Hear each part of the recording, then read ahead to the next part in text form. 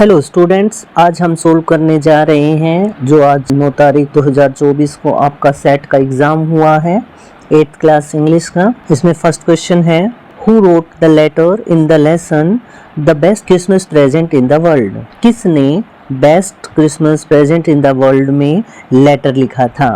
इसका आंसर है option B, Jim McPherson.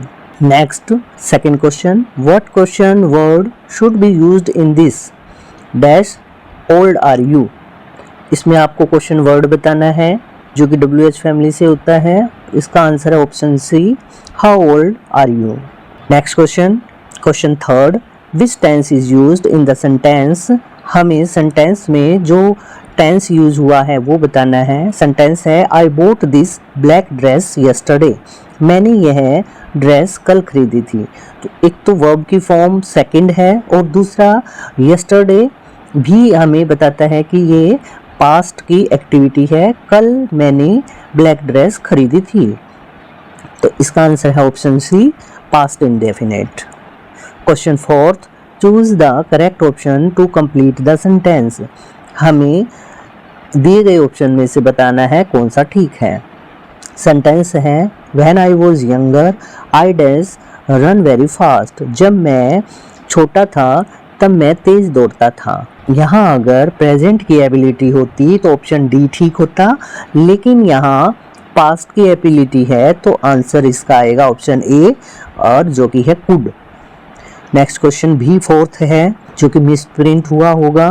The camel's hump was a result of, जो part है आपका how the camel got his hump, उसमें camel को हम्प किसके परिणाम स्वरूप मिला।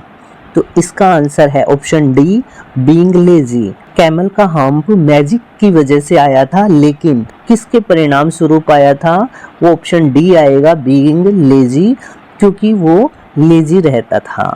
Question fifth, choose the correct passive voice of the following sentence. नीचे दिए गए सेंटेंस की हमें पैसिव फॉर्म ढूंढनी है। सेंटेंस है, a voice announced something on a loud speaker. एक आवाज लाउड स्पीकर पर कुछ बोल रही थी। इसका आंसर आ जाएगा option A, something was announced by a voice on a loud speaker.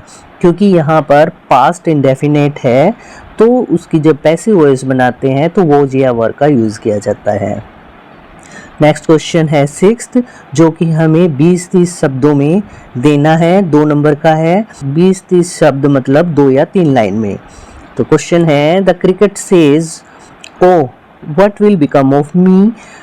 Cricket ने कहा कि मेरा क्या होगा। व्हेन डज ही से इट, उसने यह कब कहा। एंड व्हाई, और क्यों कहा। तो ये कब कहा था? जब विंटर आ गई थी तब उसने ये कहा था। तो इसका आंसर लिखेंगे, the cricket says this when the winter sets in. और हमें नेक्स्ट बताना है कि उसने ऐसा क्यों कहा था। तो उसने ऐसा इसलिए कहा था, he says so because he has saved nothing for a rainy day. उसने रेनी डे के लिए कुछ भी नहीं बचाया था। His cupboard is empty and he has nothing to ईट।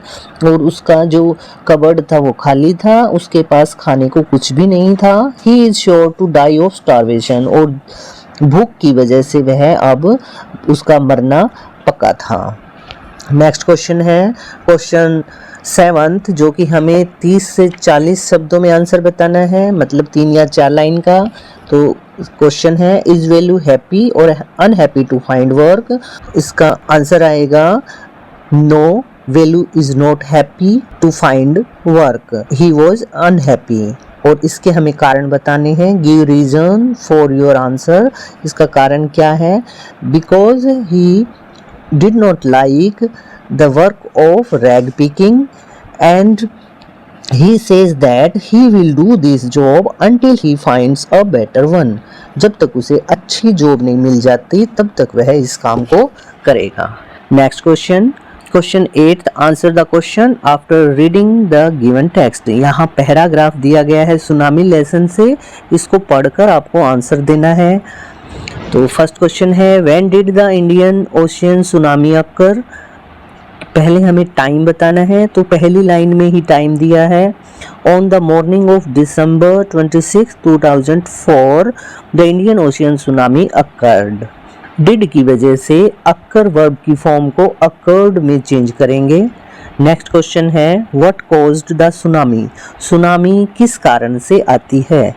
तो नेक्स्ट लाइन में ही इसका आंसर है it was triggered by a massive under water earthquake, ये जब पानी के नीचे बहुत विशाल एक भूकंप आता है तो उस वजह से सुनामी आती है। Next third question where did this incident happen, यह घटना कहाँ घटित हुई। तो ये दिया हुआ है this incident happened in the Indian ocean. Fourth question what was the impact of the tsunami on coastal areas, तटीय क्षेत्रों पर सुनामी का क्या प्रभाव पड़ा था। तो यह दिया हुआ है the waves swept across coastal areas causing immense destruction, इसकी वजह से बहुत विध्वंस हुआ एंड लॉस ऑफ लाइफ, और बहुत सारी जिंदगियां खत्म हो गई। Fifth question what did the stories of survival highlight about human nature, human nature के बारे में जो इस पार्ट में कहानियां दी गई हैं उनसे आपको क्या पता चलता है। तो लास्ट लाइन में इसका आंसर दिया हुआ है Many stories of survival emerged, highlighting human resilience and the instinct to help others in the times of need. इसमें हमें पता चलता है कि मनुष्य का दिमाग कैसे काम करता है और जब मुसीबत का टाइम होता है, जब ज़रूरत का टाइम होता है तो वह किस प्रकार दूसरों की मदद करता है। तो ये आपका 15 नंबर का पेपर था जो कि कंप्लीट हुआ। Okay bye students.